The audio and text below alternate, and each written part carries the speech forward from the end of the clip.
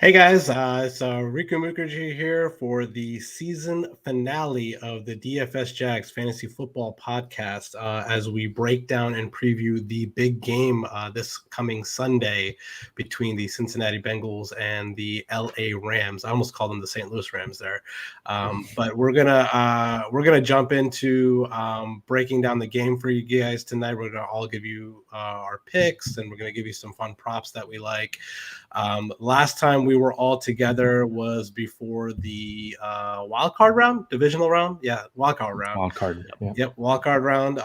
When we went four wide with me, my usual co-host Chris Caldwell, and then Jake Padre from the Bills part of the Nickel City Mafia YouTube channel. He does a show with Mike every week, and then we're also joined by Shawn, who does the Red, White, and Bills podcast. And we decided to come back to and get back together for this final game of the year and give you our thoughts. Last time we were here, Jake and Shawn were telling me how much the Bills were going to crush the who they play with, the Patriots, and then they went on to get their hearts broken by the Chiefs the following week. Any sort of recovery from you yet, Jake? Nope.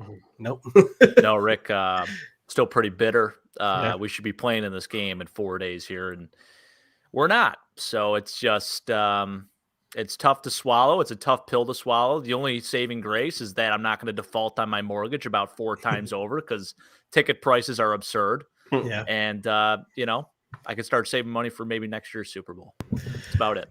Shawn, how's your heartbreak going? I don't think there ever is recovery. I think it's just you wait till next season starts and then you kind of just forget about it until the next one happens. But I mean, it's unfortunate because that was the best game that I've ever saw. Mm-hmm. But to be on the losing end of it, just I don't know. It's like one play could have changed everything because then the next week they looked like crap against the Bengals. Yeah, and then you're like, why couldn't you do that one drive against us? When everything on offense for us was working perfectly, basically, and then you just can't play what you're known for is your defense, and you can't play defense. Yep, definitely. It's head scratcher, really. Yeah, not one play that could change things. It seemed like there was 5 or 6 or 10 different plays that could change the outcome of that game. Chris, the only thing that I could feel in that moment for Bills fans was when Billy Cundiff missed that field goal and Lee Evans dropped a touchdown pass that could have sent us to the Super Bowl that year. We would have faced the Giants, and I think we would have kicked their butts in the Super Bowl.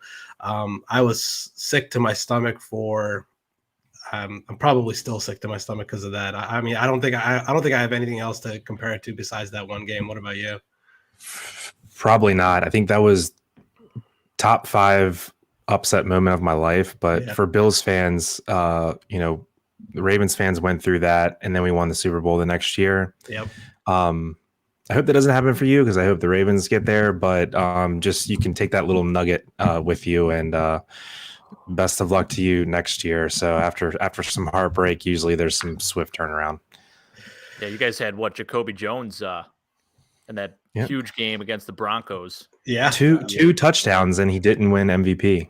I know, it's insane. It's insane. We have enough nuggets. We just don't have enough sauce. We need some barbecue sauce with these hundreds of nuggets we got over the years. Yeah, definitely. That's all we can really hang your hats on at the moment. You have a really bright future with one of the best quarterbacks in the game, a great head coach, a great defense, great wide receiver. So you guys are definitely going to be in the thick of it next year for sure.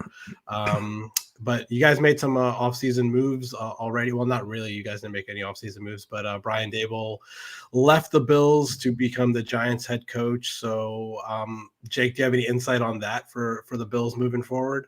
Yeah, so we promoted Ken Dorsey, our quarterback coach, to our new offensive coordinator, which I love. I think it's a great move. He was with Miami Hurricanes. Yeah, shout out to the 01 Miami Hurricanes, possibly the most talented college football team of all time, maybe competing with LSU's team that won the Natty with Joe Burrow, but I still think that 01 Miami team was insane.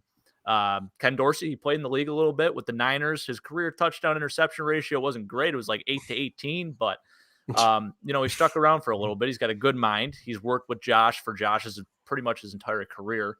And I love the move. I think he's going to be great there. It's going to be a natural fit. And then we get Joe Brady as the new quarterbacks coach for us, which I love. I mean, he was the OC with the Panthers last year, and shout out to him for being the OC on that LSU team that won the Natty with Joe Burrow. So I think it's awesome. I'm pretty happy for our offense.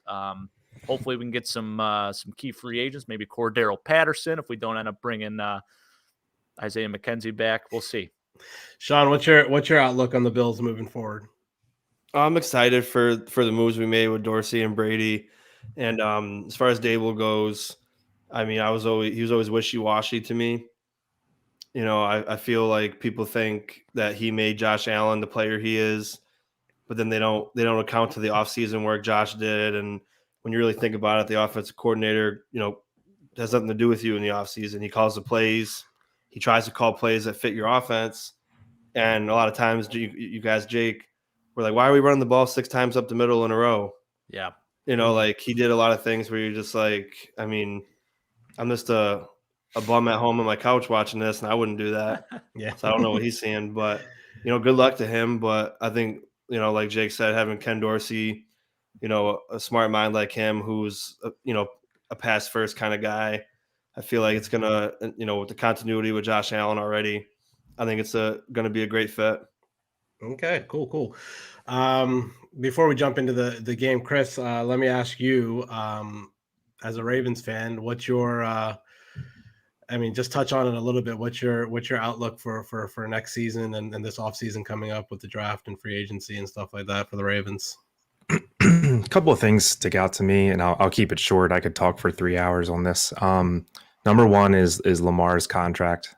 So that's first and foremost, re-signing the youngest MVP ever, MVP quarterback ever. So I think that's the top of everyone's list. Number two, just because all the fans like to ask about it, it's really nice to have an off season where we don't have to constantly hear wide receiver questions. The Ravens kind of sneakily have a really strong wide receiver core with Bateman, Hollywood Brown, and Pro Bowler Devin Duvernay. So it's just really nice to not have to worry about that moving forward. And the third thing is the draft.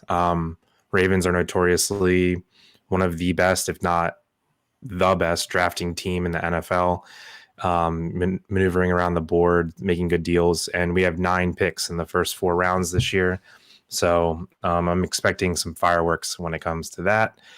So, we came in dead last in the division. Could have won the division. Came in dead last. Very tight race in the AFC North. As odd as it sounds, we're definitely the best last place team in the NFL.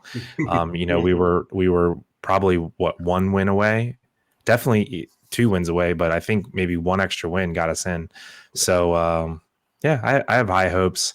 I'm excited. I think it's really hard watching Joe Burrow blossom so early because we know he's like Big Ben retired and here's Burrow, right? So we got no break from MVP caliber quarterbacks in our division. So that's going to be tough. Definitely. I think moving forward, the Ravens and the Bengals are definitely going to be the class of the division because obviously the Bengals are in the Super Bowl now. The Ravens are, they have a bright future also. But Steelers and Browns don't look the greatest. But as far as what I think, I'm fine with all the guys coming back from injury and stuff like that. We definitely need to improve our strength and conditioning. But I think the biggest thing for the Ravens is they need to start getting better in the trenches. The offensive line, defensive line need to improve this offseason. So hopefully we can hit some draft picks and get bigger in the trenches, which I think would improve our team dramatically. Because I think it's skill position wise, cornerback, safety, wide receiver, tight end, running back. I think we're pretty set there, and we have a good core group of guys there. And special teams, we're always the best in the league. So, if we get better in the trenches, I think we'll be up there competing with the Bengals and the Bills and the Chiefs next year. So we'll see. I'm rocking my Justin Tucker jersey tonight, which is a little preview for one of my little props that I'm going to give out later today. Wow.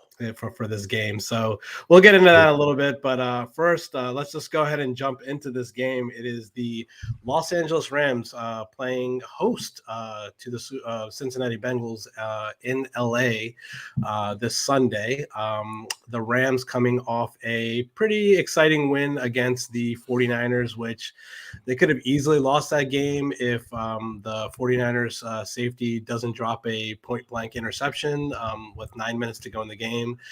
They could have intercepted that ball and ran the clock out, or ran, a long drive and scored a touchdown and ended the game. But he dropped it. The Rams ended up scoring, winning the game. The Bengals, on the other hand, they were getting demolished at half. I Vince Carter gifted the little, game over at halftime, thinking that the Chiefs had this game over. But for some reason, the Bengals went into halftime, made incredible defensive adjustments at halftime, came out firing in the second half, and they came back in miraculous fashion. And they pulled off the game in overtime. And everyone thought when the Chiefs won the coin toss, just like they did against the Bills the previous week, that they were going to go down, drive down, and score a touchdown and win the game. Bengals just continued to play good defense, and they turned it around, give it to their rookie kicker, who kicked the game-winning field goal to win the game. So here we are. Rams opened up as a -3.5 point favorite in this game. It has been bet up to -4, -4.5 at some spots.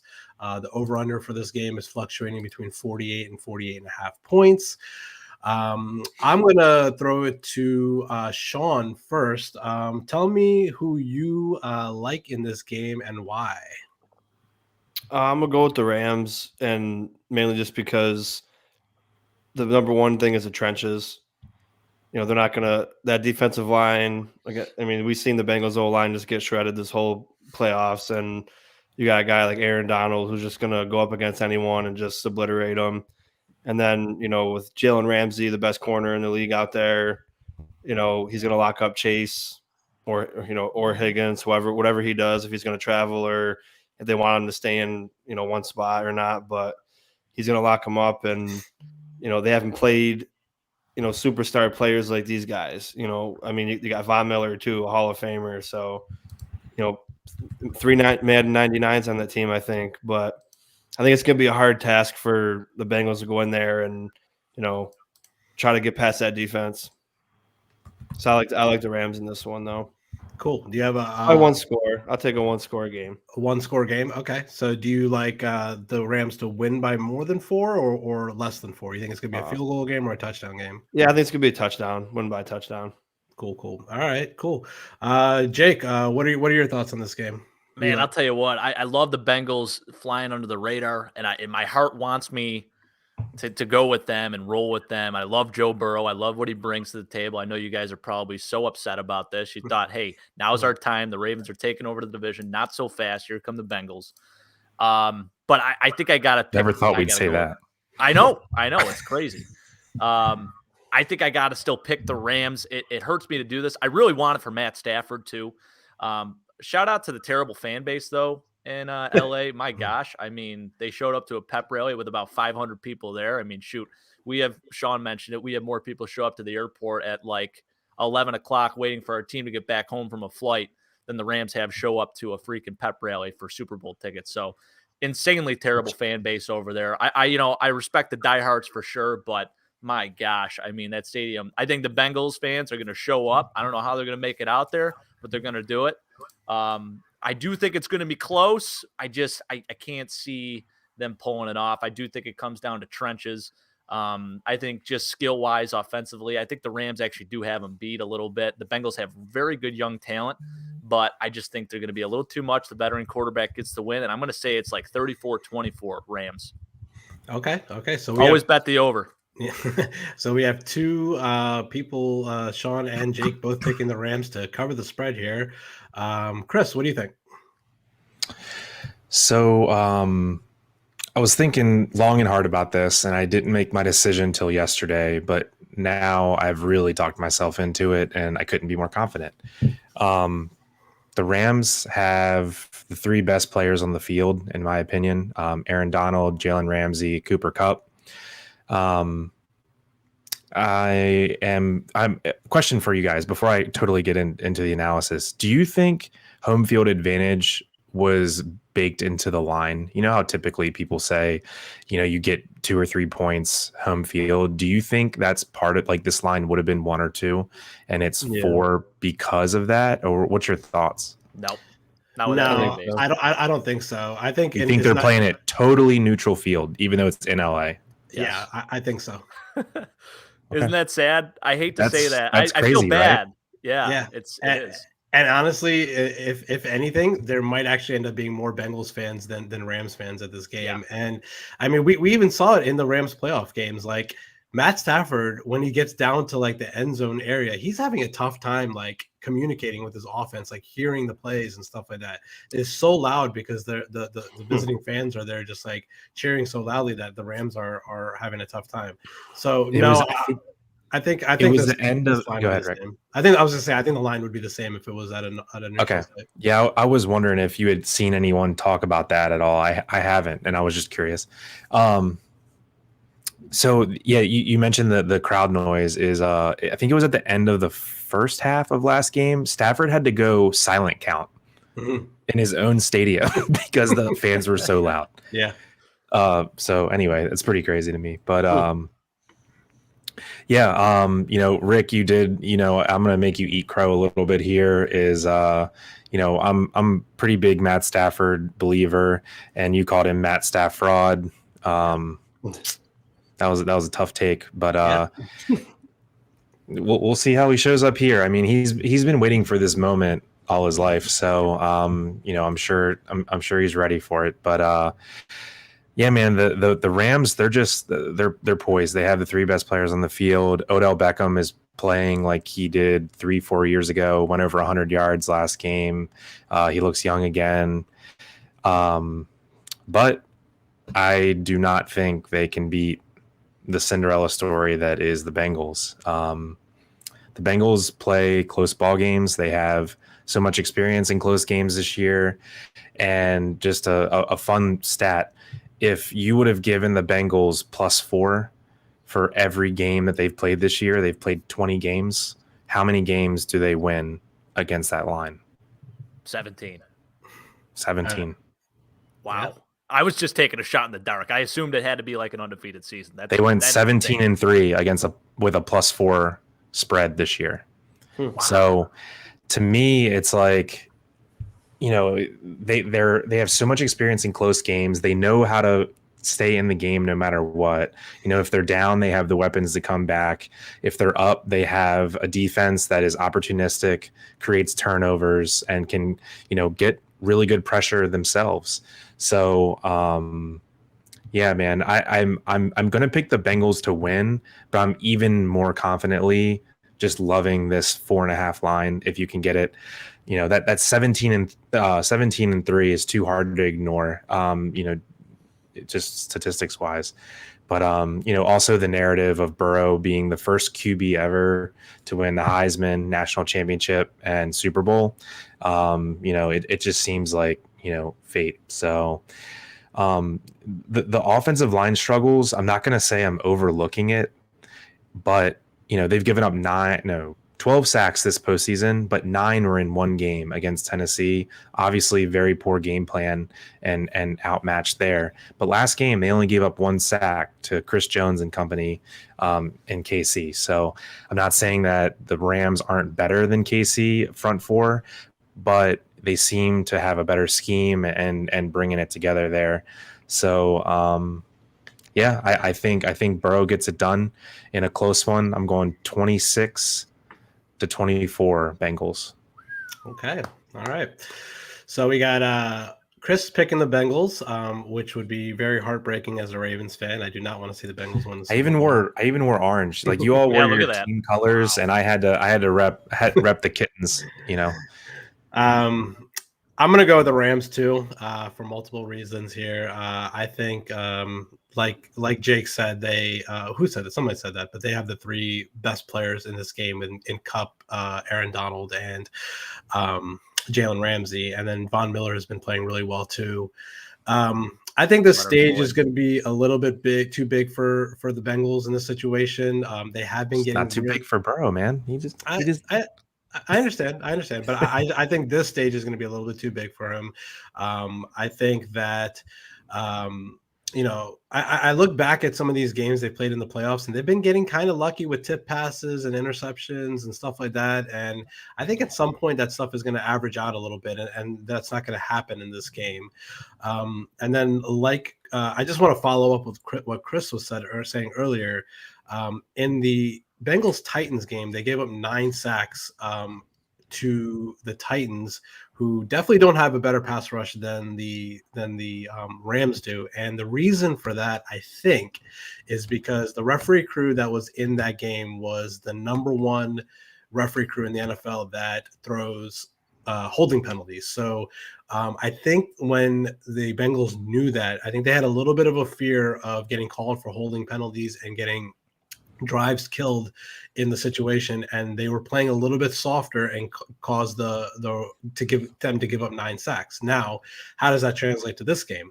The referee for this game is Ronald Torbor, and from what I looked up, they were the second most NFL crew this season to call holding penalties. So I think it might be the same situation where they're a little scared to kill drives by in the fear that they're going to get a holding penalty, and they're going to maybe not play that strong. And when you're going to play soft against Aaron Donald and Leonard Floyd and Von Miller, I think Joe Burrow is going to have a rough day here, especially when he doesn't have that quick outlet of getting the ball to Jamar Chase or whoever, because they're going to be locked down by Jalen Ramsey. So I think that the game here is going to be won in the trenches by the Rams.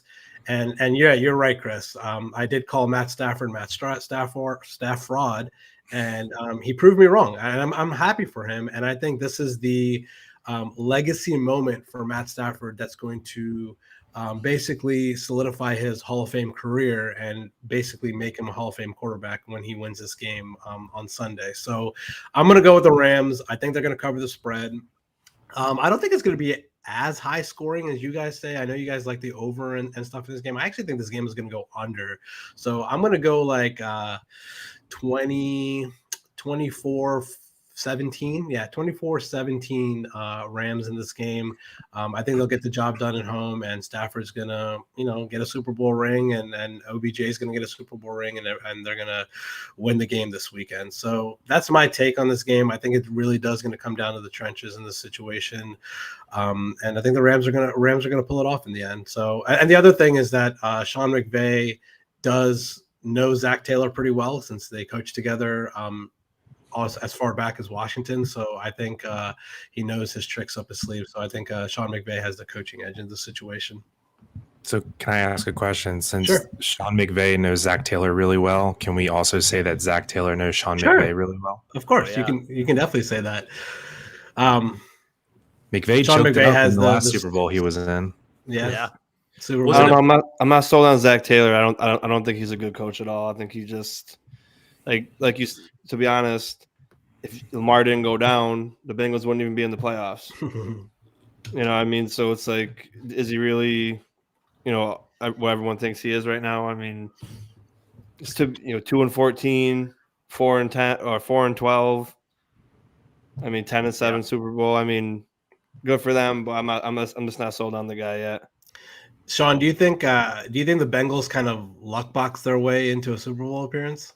Oh yeah, I mean they got talent, but I mean you play the Raiders first, and then the Titans shouldn't have been a 1 seed in the first place, and you beat them by 19-16. You got a little bit lucky there. You gave up 9 sacks a game, and I always said that playoffs you have to have a little bit of luck, and they got it, and then they caught the Kansas City Chiefs on a bad day, and then I mean. But hey, if we made the Super Bowl that way, I'd be ecstatic too. But Joe Burrow's he's a great quarterback. I mean, I wanted to ask you guys, have you thought he played well this playoffs? I mean, 4 touchdowns, 2 interceptions. I mean, he wasn't really the factor in them winning these games, in my opinion. What do you guys think? Jake? I think it comes down to those two defensive ends, Sam Hubbard and Trey Hendrickson. I mean, those guys are studs. First off, shout out to Trey Hendrickson. He does the no gloves. He's got the tape fingers. He does lose some points with the sleeves. Not a big fan of that, but Sam Hubbard, what a monster. Listen to his interview on Pardon My Take. If you guys haven't, go listen to it. It's incredible. Yeah, those two have been the biggest difference makers. And shout out to the secondary, too, for the Bengals. Very underrated. Chidobe Awuzie playing phenomenal football. So is Jesse Bates, who is probably, in my opinion, the most underrated safety in the league, just behind our guys, Micah Hyde and Jordan Boyer. Had to give those guys a shout out. I think Shawn is speaking from a bitter Bills fan. I can agree with you, man. Like, hey, you need some luck to get in. Yeah, they were very lucky. Yeah, I mean, Lamar going down helps them kind of propel into the playoffs. They get in there. They win a bunch of one-score games pretty much, you know, and here we are. And ice in the veins of Evan Mcpherson. I mean, that guy's a stud. Let's talk about these special teams corps that they have on each team here. We got Johnny Hecker and Matt Gay, and then Kevin Huber and Evan Mcpherson. It's just incredible. I love to hear it. Love to see it. It's good stuff. Jake, wait till no I tell you. No fullbacks though on either side. I'm a little upset about that. I mean, unless you put Jake Funk versus Samaje Perine or something like that. Jake Funk, University of Maryland. Let's go. I was going to say that's your boy, man. Mm-hmm. Jake, wait till I tell you that I bet Evan McPherson to be the Super Bowl MVP. No, dude, that is awesome. Wow. Well, we'll get into that in a minute. Dude, I can't wait to talk about this. I couldn't go so far to say I bet him for MVP because his line's actually really low. Yeah, like it's not a great line, but I have props out the freaking wazoo on McPherson. Let's jump into it. Let's talk about some of these fun props for this game. Chris, give me some props that you're looking at. What are the things that you like as far as the game going out this Sunday? This is like this is the number one game of the year that people bet props on. So tell me some of the ones that you like. Which one's your favorite? Okay, we'll save Super Bowl MVP stuff to the end, and we'll just do props for now. Yeah. Okay.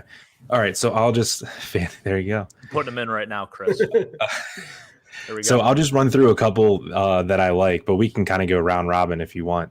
Sure. But while we're talking about field goal kickers, probably my favorite one is Evan McPherson. The line for his field goals is minus God. 1.5. Dude. That's literally like literally my number one prop. Like, I mean, I pounded it. Wow. It's so Evan McPherson has 4 field goals in every game in the playoffs. Yep. Yeah. Since week 11, he would have lost to that minus 1.5 line one time. How do you not absolutely bet the house on the over? And the thing is Chris, it's not even like really juiced up. Like when I saw it earlier, when I bet it, it's minus 125, which is not that bad. Yeah, I saw 140, but I'd even not flinch taking it 140. Yeah. Like that's I don't really understand. Like how it should be 2. Like that should be the line, right? Yeah, I think so. Or like a juice down 2.5. Yeah, but that is insane. So here's I like McPherson standalone, but then I like the field goal total for the game even more. Okay. The over under, if you want even odds for field goal totals for the game, it's 3.5.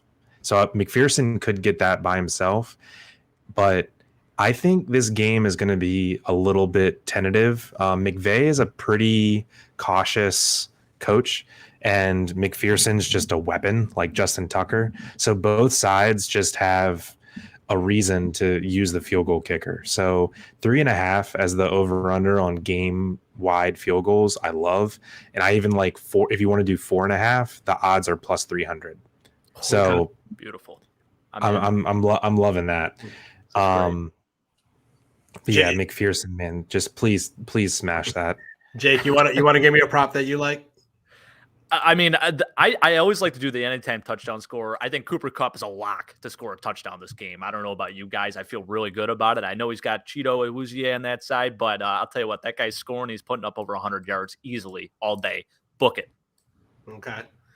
What's the line? I know Jamar Chase. I don't think it's not. It's like minus. It's minus odds. It's got to be. Yeah. So Cooper Kupp anytime minus 165 on this. Yeah. Anytime score for Cooper Kupp I'm looking at is minus 175 on DK Sportsbook.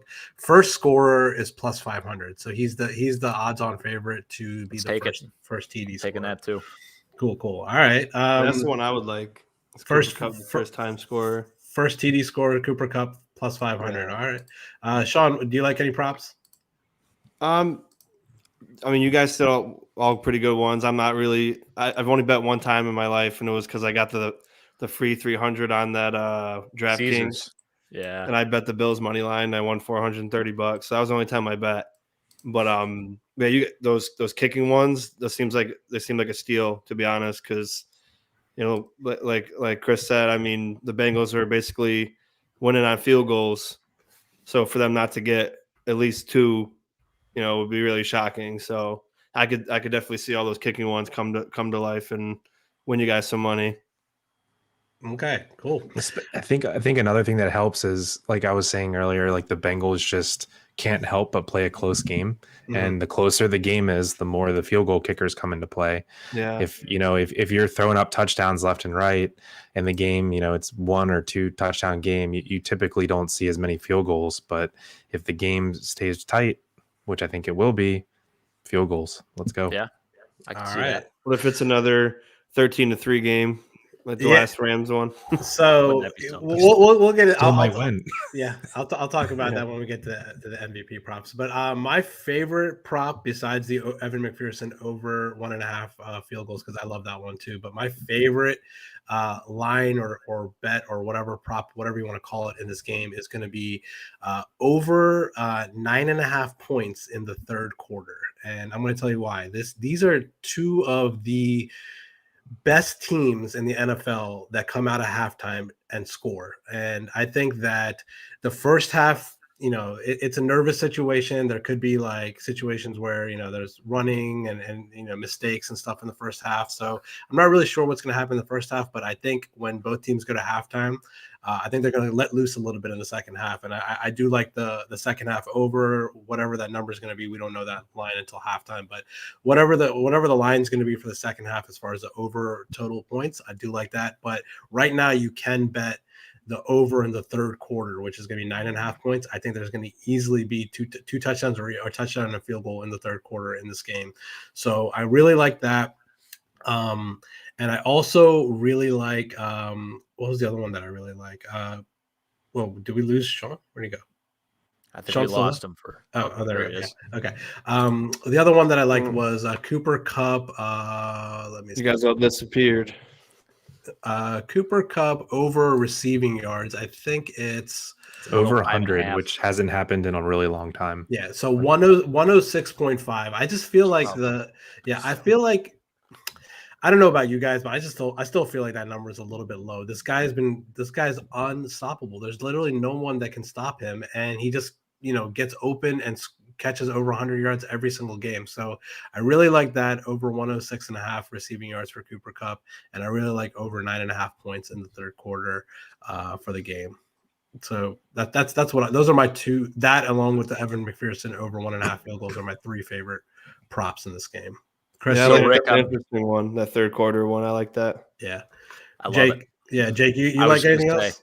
I'm doing a Cooper Kupp parlay right now. So I got Yeah. the over in receptions, over in yards, over in tutters. He's scoring 2. He's going to be the anytime tutter scorer, and then we're going to get the first score for the Rams. Nice. And then on top of that, so if I'm hearing this correct, so you think Evan McPherson is going to be the Super Bowl MVP?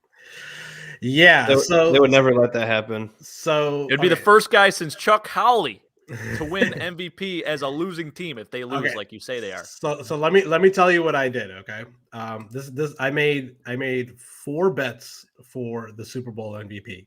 My first bet, and this is the only bet that I made just to break even on my Super Bowl bets, is Matt Stafford at even money. So because I think if the Rams win this game, I think it's really hard for him not to win the MVP. So I bet the same amount that I risked in my other Super Bowl MVPs that I did on Matt Stafford. So if Matt Stafford wins MVP, then I break even. And if any of the other ones hit, then I win a lot. So the other ones that I did were just in case if this ends up being a 9-6 game, a 12-6 game, and the Bengals win for whatever reason, if the Rams don't score a touchdown and Evan McPherson goes out there and kicks 4 field goals to win this game, and there's like no offensive stats, I did bet him. He came out to, let me see here. Evan McPherson at 130 to 1 odds to win Super Bowl MVP, just in case if that happens. And then the other two long shots I have are Jalen Ramsey at 100 to 1. If we've seen it in the past where a guy has gotten a pick six or multiple interceptions in the game and he ends up being the Super Bowl MVP. So if he locks down Chase and gets a pick six or something like that, he's 100 to 1 for MVP. And the last one, we've seen it before a few Super Bowls ago. Von Miller, 50 to 1 to win the Super Bowl MVP. If he goes out there and they're double teaming Aaron Donald and they're double teaming Leonard Floyd and Von Miller just goes crazy and has 4 sacks and a forced fumble or whatever, a touchdown, whatever. We saw him do it in the Broncos game against the Panthers a few years ago. So 50 to 1 for Von Miller. So those are my 3 other ones. So if one of them hit, we're rich. And if Matt Stafford hits, which I think is most likely the case, then I break even. So those are my Super Bowl choices, MVP choices. I like those. That. I think, they're always big on no matter what, making sure the quarterback gets it, though. I mean, that when the Chiefs won that year, with Williams, he deserved that MVP. Yeah. They gave it to Mahomes threw like 3 picks and no touchdowns. They gave it to him just because, he's Mahomes. And I feel like as long as Stafford throws a touchdown and they win, they'll give it to him. It's really hard for me. I don't know. What do you think, Chris? It's really hard for me to see Cooper Kupp have a big game and win MVP when he's getting balls from Matt Stafford. I think like automatically, I think Stafford has the edge there. Yeah, so when we get to the Super Bowl MVP, I have like a theory I want to say. So I think if you're gonna bet either team money line, like if you were interested in betting the Rams money line, it's like minus 200 or something. You might as well bet Stafford to win MVP because it's plus. The book I'm looking at, it's plus 125 for Stafford to win MVP.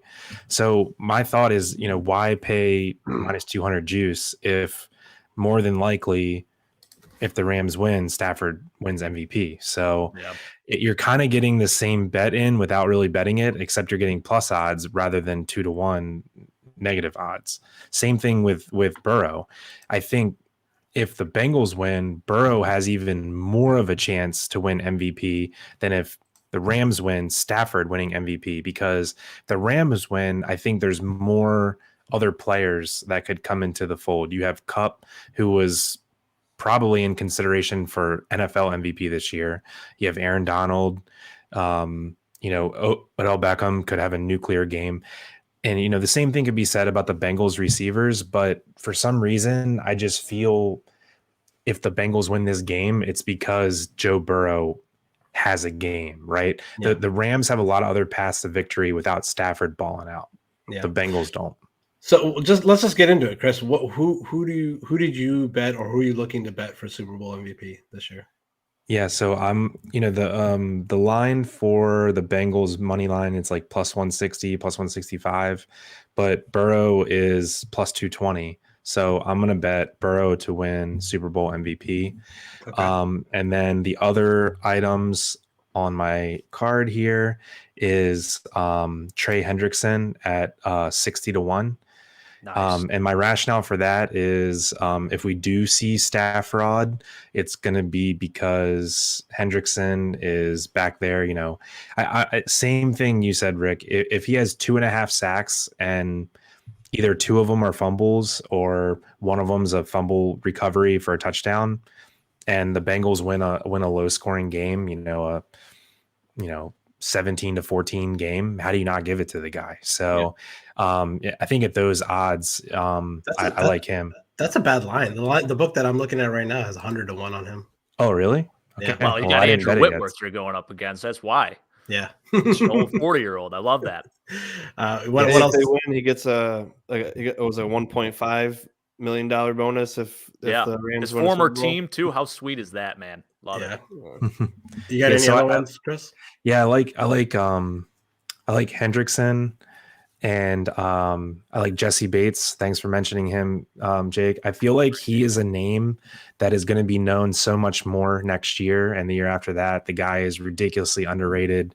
When he was hurt for a period this year, the Bengals defense, it showed so apparently. So if Stafford, I think he was third or fourth in the NFL in interceptions this year, and Jesse Bates could easily ball hawk a few. So I like Jesse Bates as a long shot pick.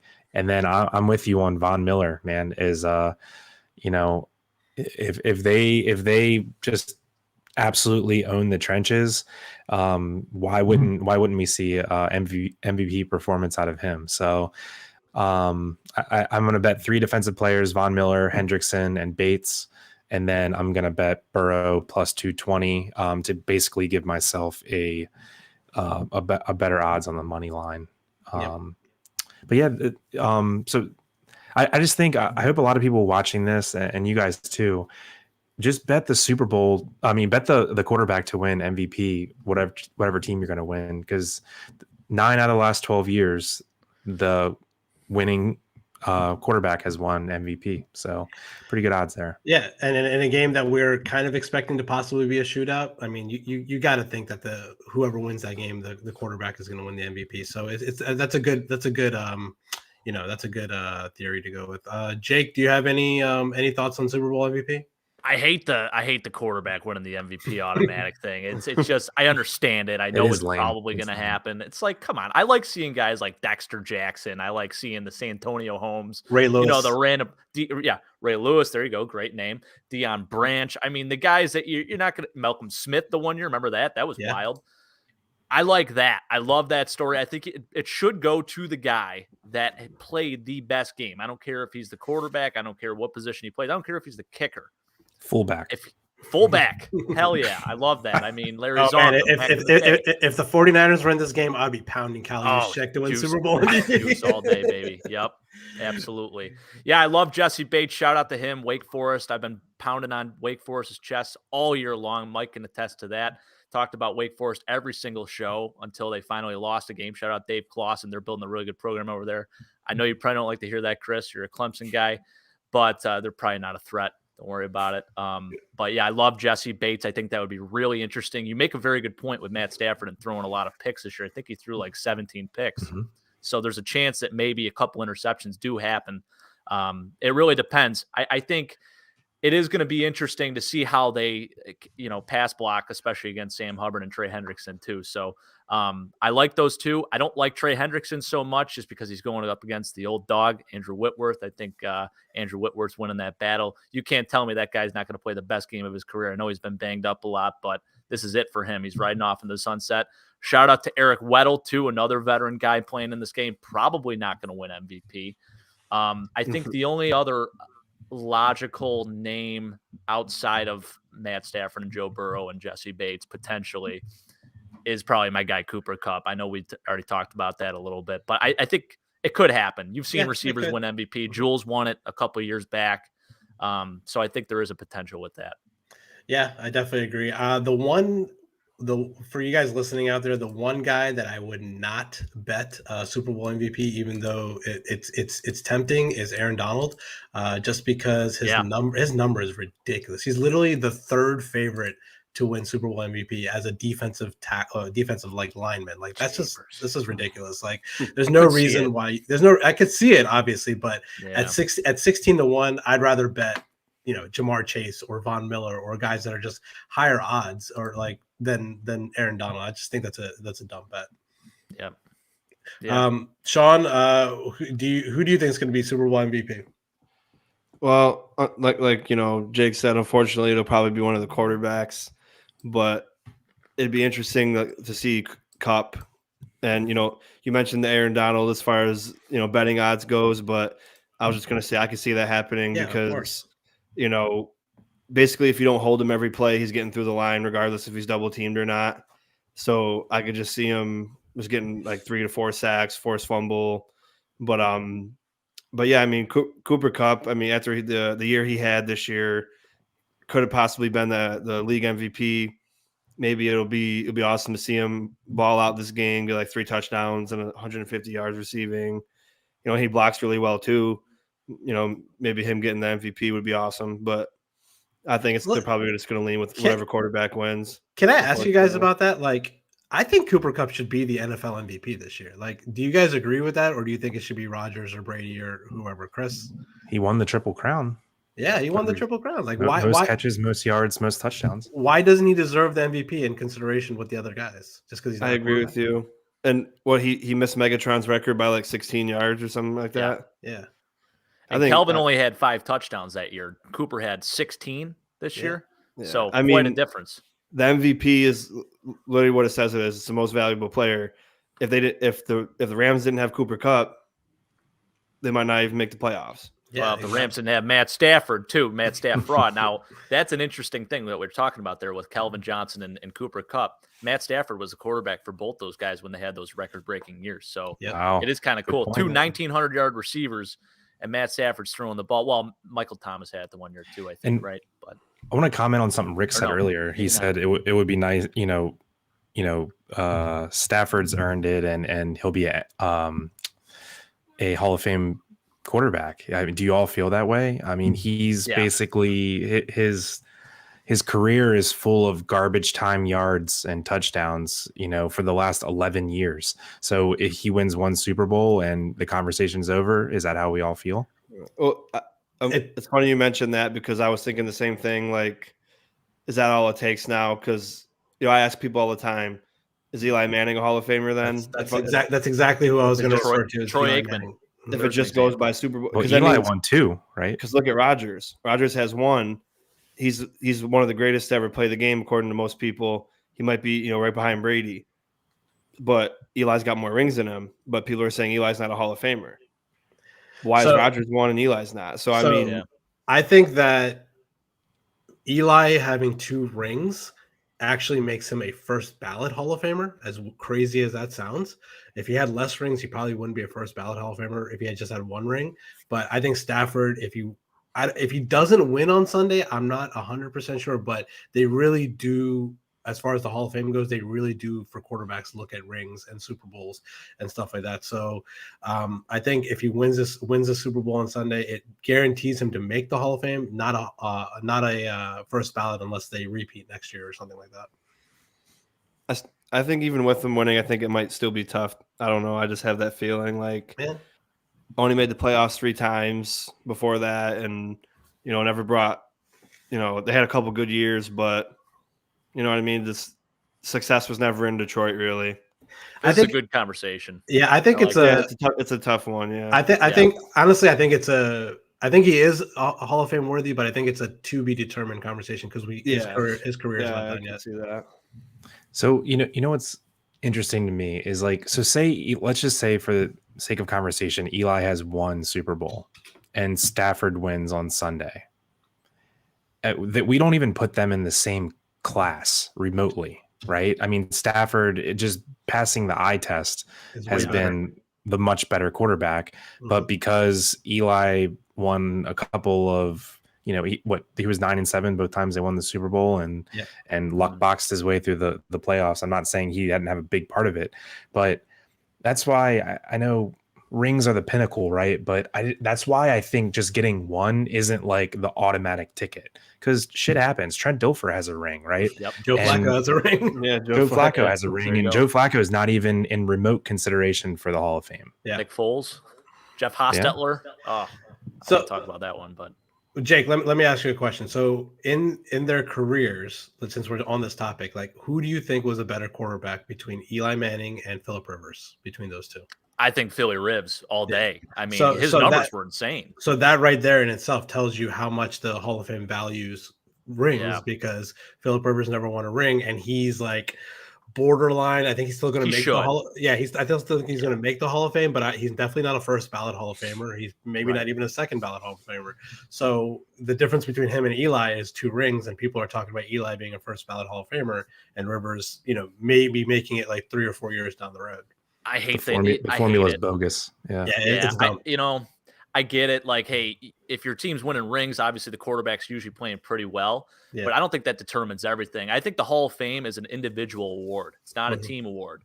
So Dan Marino, he never won a ring in his career, but the numbers he put up, and you know what? I can't stand this thing too. You go back, you look at 1984 with Dan Marino, guy threw for 5,084 yards, 48 tutters.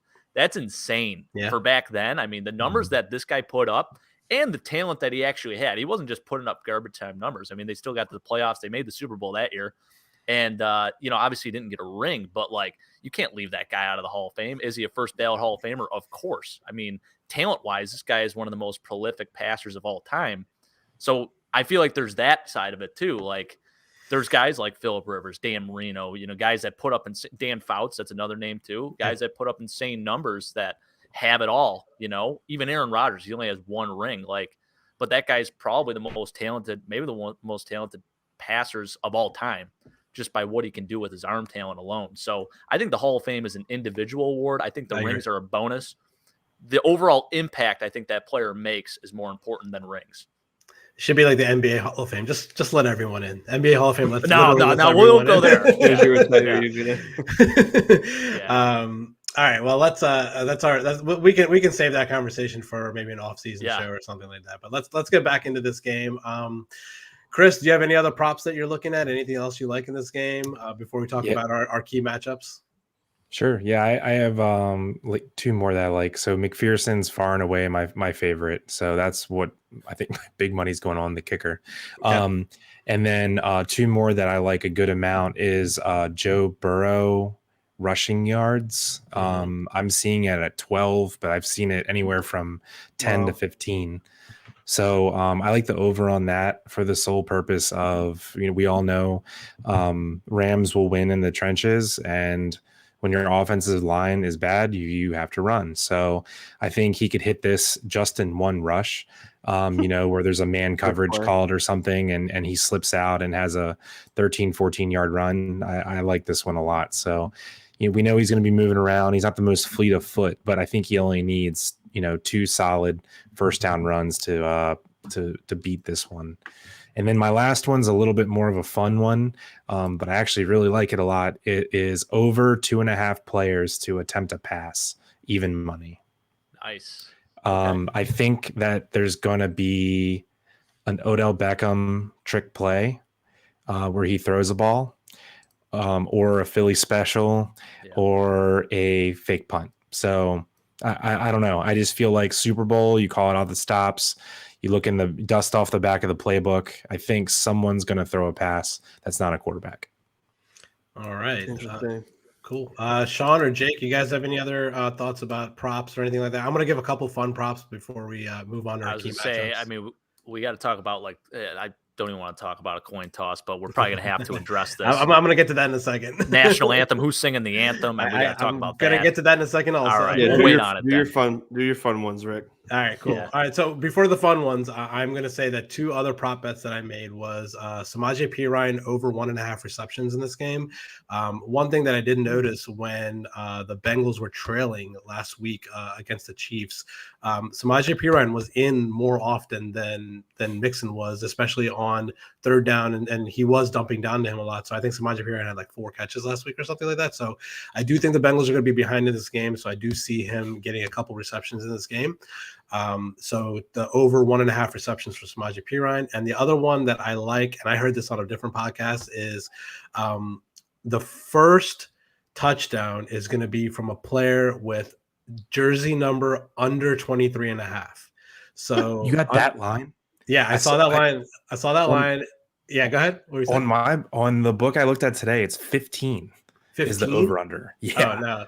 I saw 23.5, which includes like Chase and Beckham and Kupp and Stafford and Burrow and all these guys. The only person that it really doesn't include is like Mixon and then the tight ends, and then like Higgins and Boyd, I think, and then maybe a couple of the I think Van Jefferson or something like that. So I really like the under 23.5 jersey number to score the first touchdown. I think it's like awesome. Minus like 140 or something like that. Okay, fun props. Fun props. I always bet tails every year for the coin toss. I think it's like 10 out of the last like 14 have been tails. So me PTSD right now.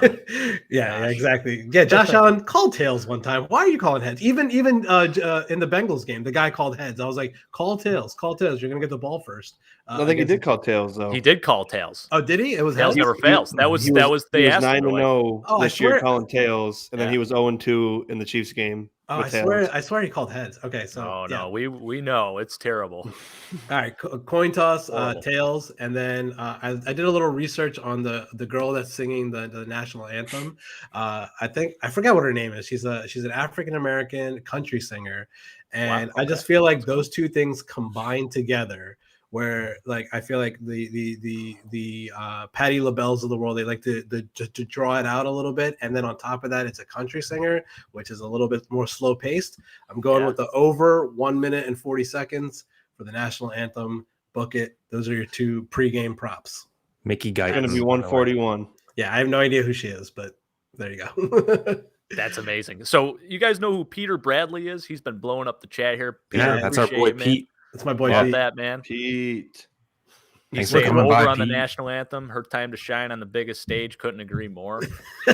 You should look her up on YouTube and see if she has an anthem already. Yeah. And see how Ooh. long she takes usually, and then Little film. Yep, Yeah. I like it. film study. That's right. Thanks for tuning in, Pete. Yeah, usually the national anthem leaks the day before they do practice or 2 days before they do practice. So maybe Rick, you live in LA. How about taking a little ride to the stadium, listening on the loudspeakers with the stopwatch? Yeah. I also saw odds for first song at halftime. I think next episode was like the favorite with Dr. Dre and Snoop Dogg, and I think like California Love was up there, and then like a couple Eminem songs. I don't really have a take on any of that. I really don't know. Show. Yeah, it's gonna be a good show. I'm actually looking forward to the halftime show. Yeah, it's cool. Yeah. So Rick, being a DJ, part time, I must say that the beginning of "Lose Yourself" by Eminem has the most epic, like slow build up. It's just an awesome song to start with. It really does. Okay, I could definitely see that. I don't know if like it's gonna start off with Eminem though. I think it's gonna start off with like Dr. Dre and Snoop. Because the California vibes, guys, yeah. Mm-hmm. How about 2,000 people Detroit's... from California that'll be there for the Rams? Yeah. What'd you say, Shawn? I didn't hear you. I said the 2,000 LA fans that are going to be there will want to hear that first. Yeah. Any other thoughts before we talk about some key matchups and wrap up the show? I was just going to say two of Detroit's finest are going to be at the Super Bowl, and Lions fans are probably sitting at home just so upset. You got Matt Stafford and Eminem. I mean, man. That's funny. All right, so let's talk about just what we think is the biggest key matchup in this game. I'm going to kick it around the room here. Shawn, I'll go to you first. What do you think is the number one matchup that's going to determine this game? I'm going to go with what I said earlier, the Chase Ramsey matchup. Chase is basically his go-to guy. He's there for the short routes. He can beat you deep. But Ramsey's that corner that's going to beat you every way. You might give up a couple catches, but he's not going to get beat over the top. And if he goes for the short routes, he'll be right there to clean it up. So Burrow's going to have to find another guy. I mean, obviously he's got the weapons, but his number one weapon will be on a pretty good lockup. So I like the Ramsey and Chase for my number one matchup. Okay. All right. That's definitely going to be a matchup that's going to be pretty detrimental in this game. So, Chris, what is your number one matchup in this game? Yeah, Shawn, you kind of stole mine a little bit, but I'm I feel like the Bengals offensive line versus the Rams defensive line, that's kind of a given. That's what everyone's paying attention to. But to kind of follow what Shawn said, I think T. Higgins versus whoever is going to go a huge way in deciding the Super Bowl. The Bengals don't have a number one and number two receiver. They have two number one receivers, and T. Higgins is probably at this point top 12 to 15 receiver in the league, and some corner that doesn't deserve to be guarding him is going to be stuck guarding him. So, I don't know if Ramsey's going to pick a side or follow, but best believe that T. Higgins and Tyler Boyd are going to be very busy. So I'd look for both of them to get peppered with a lot of targets. And I like a anytime touchdown bet for Higgins and Boyd this game.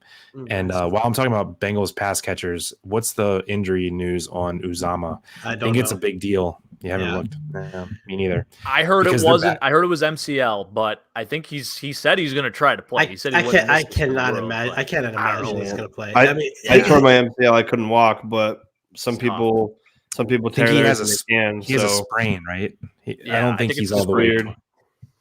He sprained it 2 weeks ago. But the big thing with him, that dude is super athletic. He's a playmaker. He's not just a typical tight end. He's very underrated.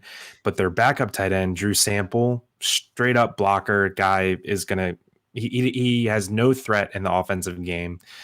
He's pretty much fullback, blocker type. So I think Uzama is a very underrated piece if he can suit up and play and be somewhat effective. Right. At the same time, though, I mean, the tight ends could be huge for them with Chip and Aaron Donald on the edge when he goes to the edge. And Sample's going to have his hands full. Yep. If you guys have been watching our fantasy football shows all season, Chris swears up and down that T. Higgins is also a number 1 receiver on the Bengals. That is just simply not true. Jamar Chase is the number 1 receiver on that team. T. Higgins is the number 2. I didn't say he was the number 1 receiver. Dude, you've been talking about it all season, from before the season through preseason, all season. T. Higgins. He's the number 2 receiver on that team. The thing is, I'm not wrong. T. Higgins is a number 1 receiver, but he's not the number 1 receiver on his team. I will take the L on Jamar Chase. You loved him at the beginning of the year. He had the best rookie season by a wide receiver ever. I mean, I don't know. I can't say more. The guy's incredible. So we have to bulk up our secondary to be able to guard those receivers moving forward, man. Their receiving crew is so stacked. It's tough to beat. For sure. Yeah. Jake, give me your number 1 matchup in this game. Well, I think it's got to be the special teams units against each other. I mean, you got the punters and kickers. Really, think about it. I mean, we have some nice punters and kickers in this game. It's a great matchup. I look to maybe see Johnny Hecker throw a pass in this game. I would love to take that over 2.5. Over 2.5. Yeah. Heck yeah. So I think it could happen. I mean, and then I saw Peter, he put in the chat here, he said Kevin Huber over 52.5 punt average could happen. He's got a boot. He has a leg. Ooh. Born, raised, went to school in Cincinnati, plays for the Bengals. I mean, what a great story. Actually, someone was telling me recently they met his parents or something in Cincinnati. They were talking. Oh, actually, it was my brother-in-law's dad met him there. Kind of cool. So got some rooting interest there. And the 2 kickers, you got 2 potential. I mean, Mac A is an actual Pro Bowl kicker. Let's talk about that maybe in another show too. We could talk about how to maybe fix the Pro Bowl because that was a disgrace the other day. I didn't watch a single minute. It's a good move. That was a good move. I mean, what happened to Shawn Taylor on Brian Moorman and that 2003, 2004 Pro Bowl game? I mean, it's all gone out the window. It's sad. But that's besides the fact. We got Mac Gay, Pro Bowl kicker, Evan McPherson, future All-Pro kicker. I mean, 2 studs just going up against each other. It could be a lot of field goals in this game. I think you got to talk about it. I think it's got to be a big deal. People probably don't want to hear about it, but I do think it's going to be a thing. And, it's hard because the natural instinct is to say it's going to be a battle in the trenches. You have the Rams D-line, which is stacked. And also, I will say this, the Bengals do seem to struggle against 3-4 defenses.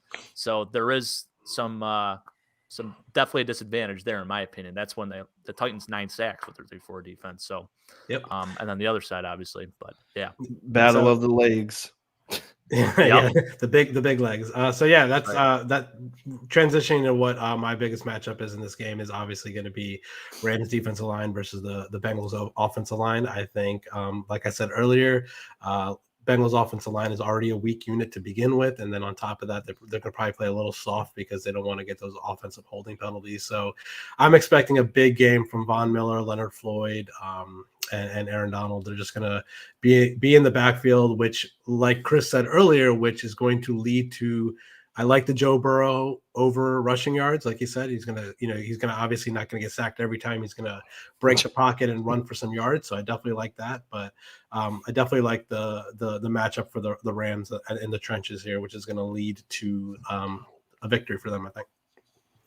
And I mentioned it on the show we did before the wild card games, but Joe Burrow is the best in the NFL, maybe ever, statistics wise, on throwing against blitz. Mhm. And the Rams are never going to have to blitz. And their defense, with 3-4, even when they rush 3, Burrow's going to hate it because he wants 5 and 6 in his face so he can make a quick decision and get rid of the ball. Sorry, bud, not going to happen, but still going to pick you. Underdog.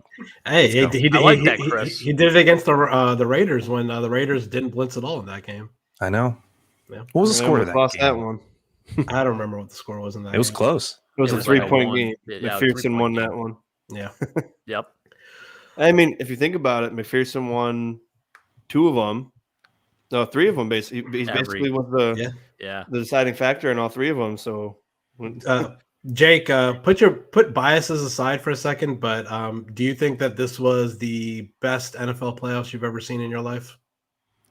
I do think it was. It was definitely by far the most comeback games, most comeback victories I've ever seen in a playoff series. I mean, it was the divisional round with those 4 games coming down to like the last play. Every game was just like that was unreal. the best weekend of football I've ever seen in my life. Chris, you agree, Chris? Yeah, and to the point, the games were so good, it almost seemed, I don't want to say scripted.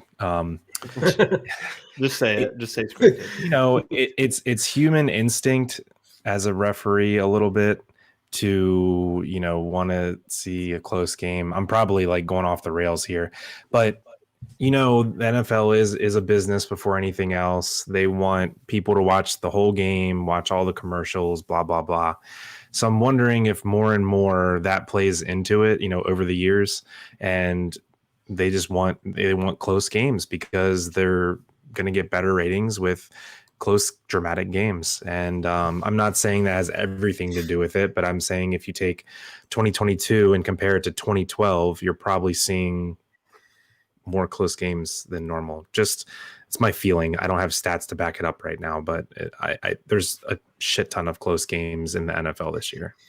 Yeah, I definitely agree with that. And just if you guys are out there, any of you guys are conspiracy theorists out there, I did watch an interview with the head of the sports book for Caesar Sportsbook in Vegas, and they said that if the Rams cover and the game goes under, then Vegas is going to basically clean up. So if you think that means anything to you guys out there, that that most of the money is coming in on the Bengals and the over, then if you want to think that Vegas is going to win in this situation, then the side to bet is the Rams and the over under to bet is the under. So if you guys are believing any of that stuff out there.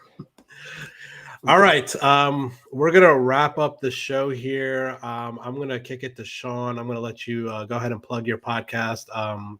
It is the link for his podcast is actually in the description of the video. Go ahead, Shawn. Tell us what you got coming up in the future. Well, it's off season, so we're going to do we just did a free agency video with my buddy Brett, and definitely going to do some draft talk and more free agency. Basically just be filling it with free agency and draft until the season starts again. But that's all I got, really. I'm going to try to do, school started, so I'm going to try to still do like at least 1 or 2 videos a week up until the season starts. But and what's the name of your podcast? Oh, Red, White, and Bills. Okay, and that's your YouTube, Twitter, and Instagram. Okay, cool. So Red, White, and Bills podcast. Check it out. Give Shawn a follow on Instagram and YouTube, and tune into his podcast. Jake, what do you got going on in the near future? You got doing any Bills stuff with Mike? Yeah. Oh, yeah. We got a lot of stuff planned. I actually just sent him a full document, so if I can give you guys the whole rundown, it's gonna be electric. Shawn, we're probably gonna have to welcome him back on. Maybe if you guys are interested, you're more than welcome to. Maybe we could do this again. But we got a lot of stuff in store, do a lot of free agency stuff, some mock draft stuff. Actually, next week, we're going to start talking about free agency. So that'll be good.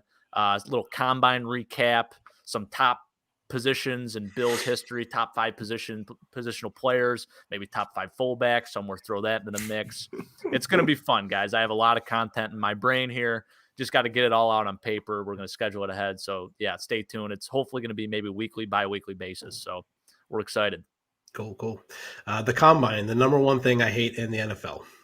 I can't stand the combine. I think it's dumb.